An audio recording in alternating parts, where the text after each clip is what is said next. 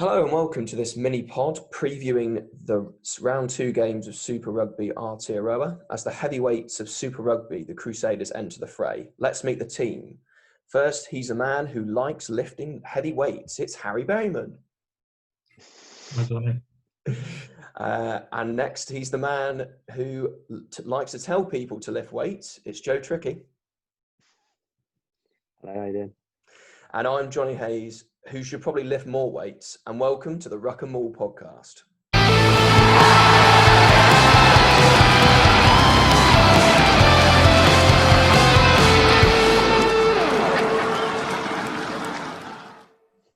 Right, let's get straight into this then, lads.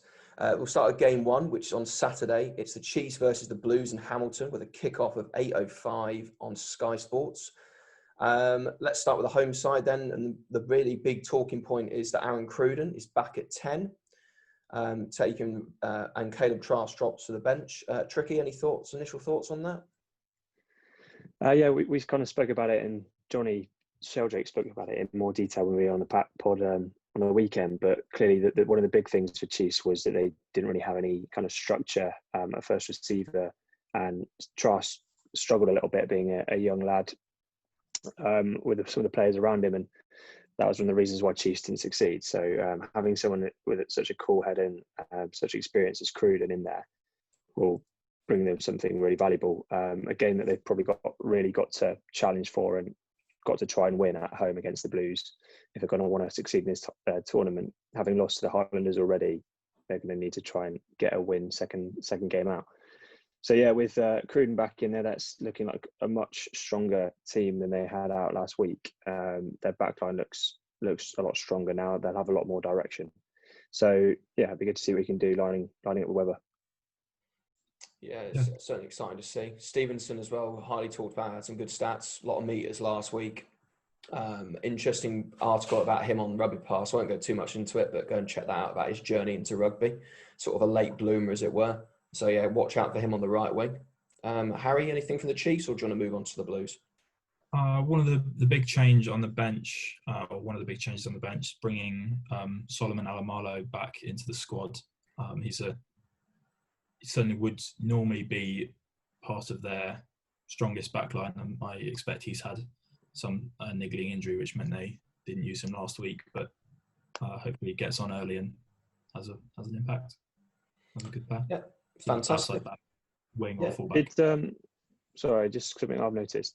Did Arcoy start on the bench, or did he start last week? Because I thought he came off the bench last week. The second row. He came off the bench last week. So he played well. I thought he came on and made a few good carries and stuff. So it's interesting to see that he's starting this week, and that'll be good for them. And the Adam Thompson that is on the bench, is he the Adam Thompson of many years ago? It is. I've just got the picture in front of me. It is the Highlanders legend. That is Adam Thompson. 38 years old. Yeah. Is he really? Yeah. Still no Sam Cane for the Chiefs. So yeah, Thompson will provide some much needed experience off the bench.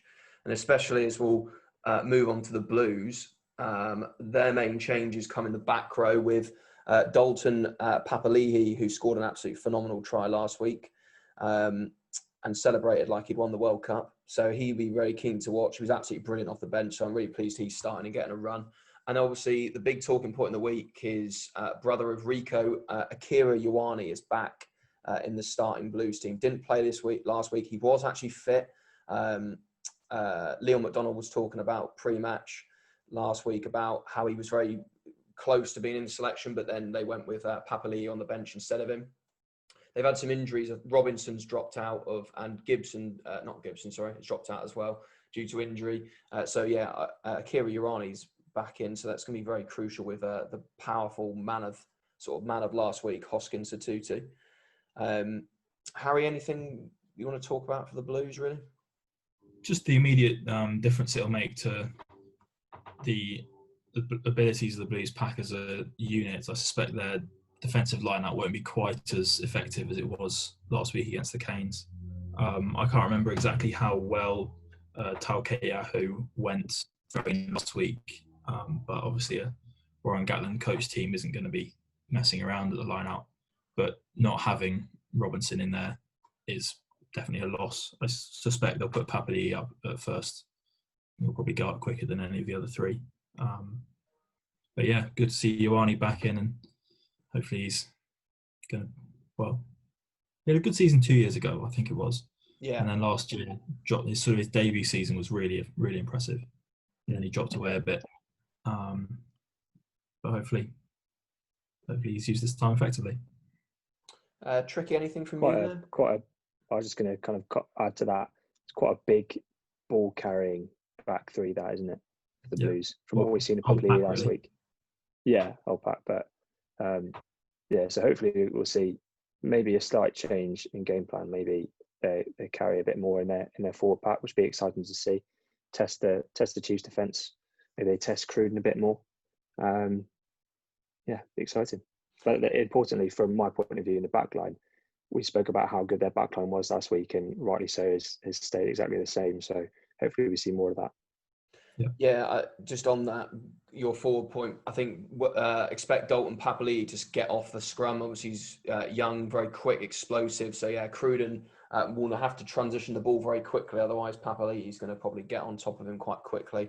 As I said, as you talked about the exciting backline, the Blues have got Caleb Clark, who was phenomenal last week. Hopefully, we'll see a bit more of him again. Mark Talea was unlucky not to get on the score sheet last week, set up a try for TJ Farney. So watch out for him. But it's probably the matchup that we're looking for, really, is Beauden Barrett versus Damien Mckenzie at fullback. Obviously, Damien got 17 points last week. Barrett not given the kicking responsibilities, which is understandable, as his kicking for goal certainly is not his strong point. But yeah, it'll be exciting to see Barrett look to get more involved and maybe more have a stronger impact maybe on the score sheet, hopefully, as he goes there. Let's move on to predictions then. So, Tricky, who's going to take it for you, do you think? And just a rough score. Yeah, I think based on last week, Blues were the form team. So I think you've got to expect the Blues to come out and play well again. I think the Chiefs will have a bit of a resurgence being at home and with Cruden back in. So I think it'll be tight, but I think the Blues will take it maybe by 5-10. Harry? Yeah, that sounds about right. It could be, well, it's not really.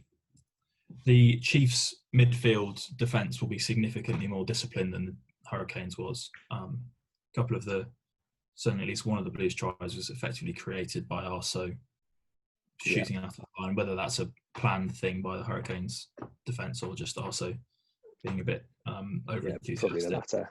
Yeah, but a midfield with Cruden and Linnett Brown is not going to make that kind of mistake, even if Tupara is that young. So opportunities will be slightly harder to come by for the Blues, but you'd have thought they'd be just you'd have thought those slightly harder to come by, the chances will be even more so out on the wings, and the Blues seem to have a very good back three, so it could mean, if anything, that perhaps they're used even more and we see more of them. Hopefully that'd be great to see from my point of view. Yeah, I think for me it's going to be won and lost really in the back row. I think that back row, Satutu, Dalton Papali'i and Aotearoa is going to be really crucial. If those three take the line outs, get over the gain line, it can be seriously, they're going to be seriously impactful. If they don't get that and they don't get the ball carriers and the Blues can't get in behind, then it might be a little bit more trickier. But I see the Blues taking it. And again, I reckon no more than 10. It'll be close. There'll be a few tries. I think the Chiefs will score. They've got the power out wide to score. But it will be maybe 4 tries, 3 tries either way.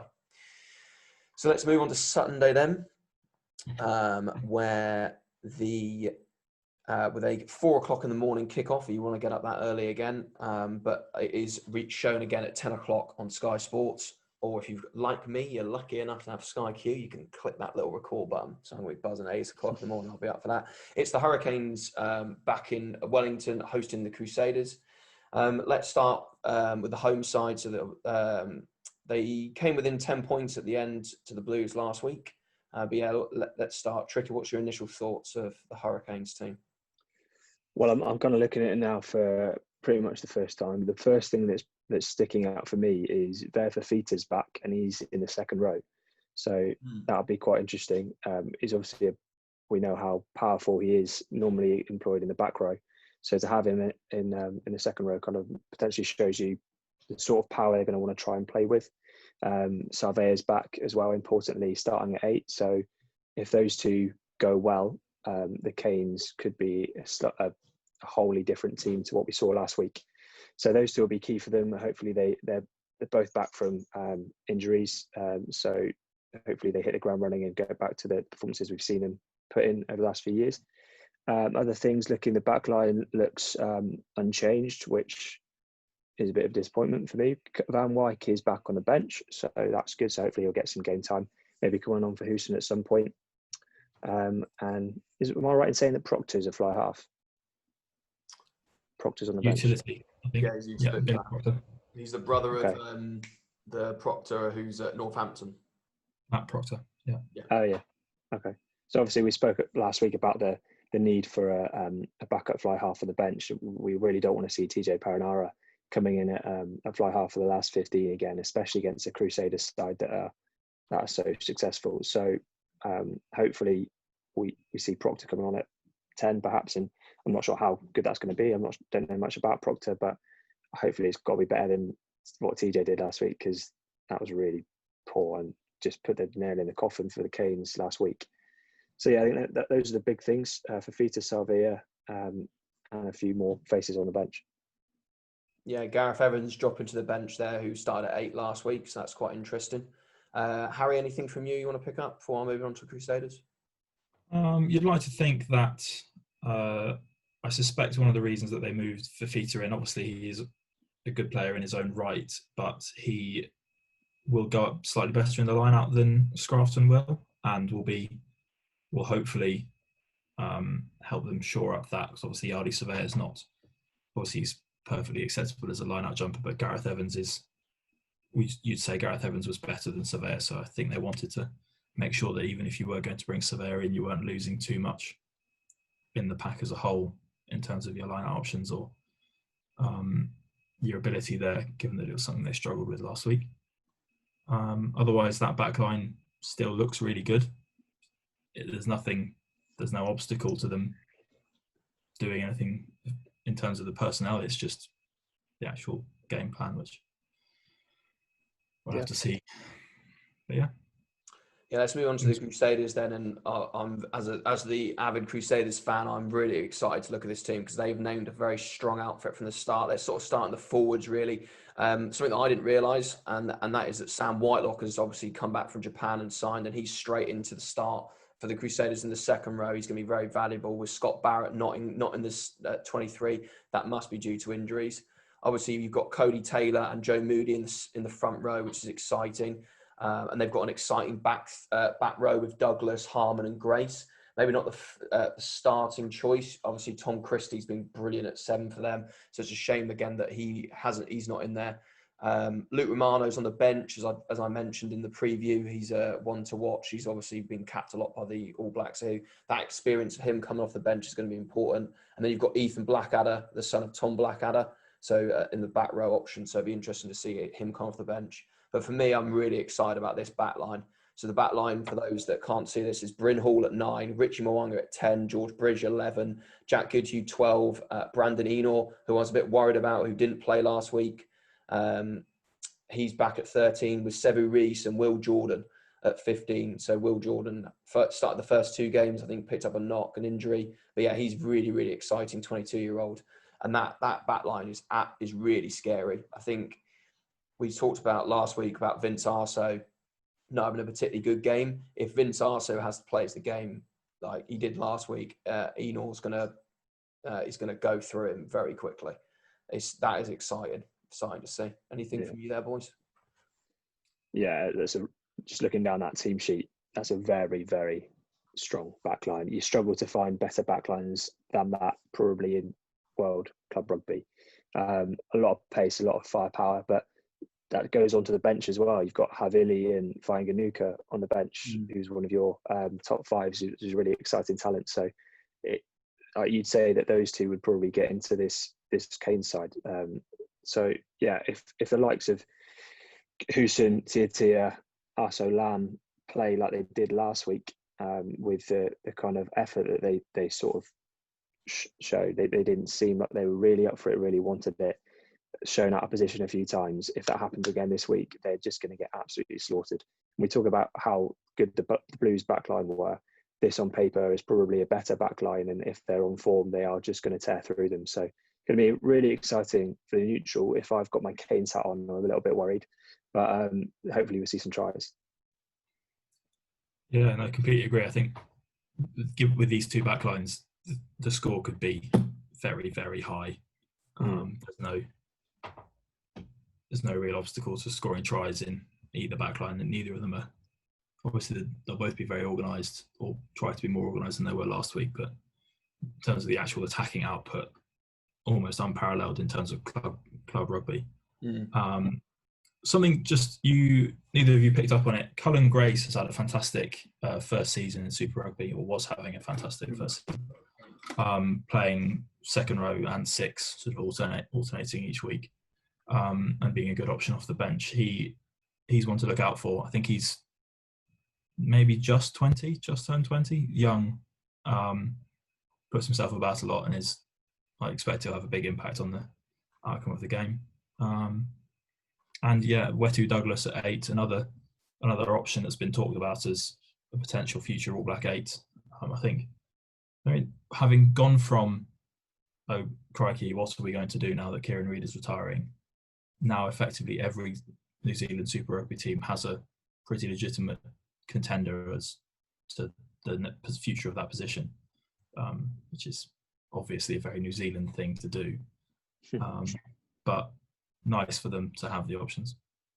Yeah, it's exciting. It'd be a good opportunity for Douglas to test himself against Savia, who's sort of in that sort of mould as the next New Zealand 8. Whether that's his best position or not is up for debate, but yeah, it's good for them to see. So moving on to predictions then. Tricky, what are you thinking as the Canes fan? I think, yeah, whether I'm a Canes fan or not, you've got to look at that Crusaders team and think that they've got to take that win. Obviously, it's going to be their first match back. It's going to be interesting to see how they start and how they've used the time off. But you've got to expect with a team that's been so successful over the last few years, and that they're going to have used that time well. And with a team in a backline as strong as that, you've got to expect them to take the win. So I'd say probably a win by 10, I reckon. It could. I think the scoreline will be dependent on. You say it often with like the French teams, whether they turn up. The Canes did not turn up last week and lost by 10. So if they turn up and they fight, it could be closer. But if they play like they did last week, it'll be 10 at least. Yeah, no. I certainly agree that the Crusaders will win. They have at times this season been a bit inconsistent. They haven't been an entirely unbeatable machine. But that's mainly been due to rotations and people being rested, like we mentioned a couple of weeks ago. Some of the All Blacks who were rested, they rested them earlier. Crusaders certainly rested them earlier in the year. So I think the Crusaders are quite likely to win. The scoreline could be a high sort of 40 to 30, or it could be the Crusaders just run away with it and the Hurricanes don't really have a chance. It's quite a difficult one to call in terms of the actual scoreline, but I think the Crusaders should be okay.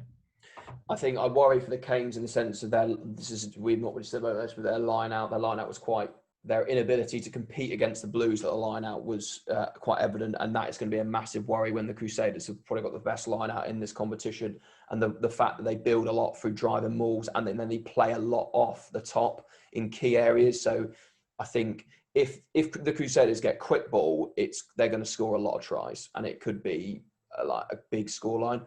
I take into the point about, obviously it's their first game back, a bit of ring rust.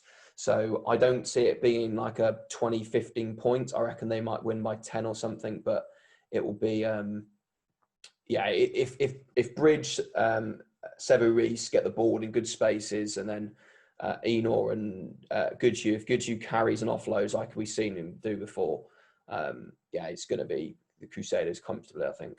Did you want to say anything else? One thing I would say is that while the Crusaders, this is effectively their best, or it is in fact, maybe you could say Havili would start instead of Jordan 55 times out of 10. in terms of the forwards on the Crusaders bench, it's not quite as strong as some of the other teams we've seen.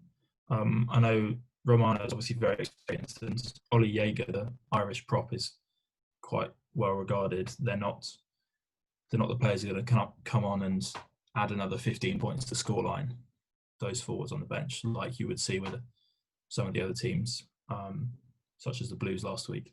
So it's possible that if the Crusaders don't win this early, the Hurricanes could still be in it towards the end, but you'd like to back them to do that. Right, on that note, then we'll wrap this mini pod up. As you say, we're still on YouTube, but we're now on Spotify and SoundCloud and Acast. So go and check us out and listen on there. Give us a subscribe, give us a like. Any feedback you've got on the pod will be really, really appreciated. We're on Twitter and Instagram. Joe will put the links in below, and then links in the description for on the Spotify and Acast. But yeah. So we've got the Blues to win on Saturday against the Chiefs, and we've got the Crusaders to edge the Canes on Sunday. And we'll see you on Sunday to review those games. See you later, boys. Cheers. Yeah.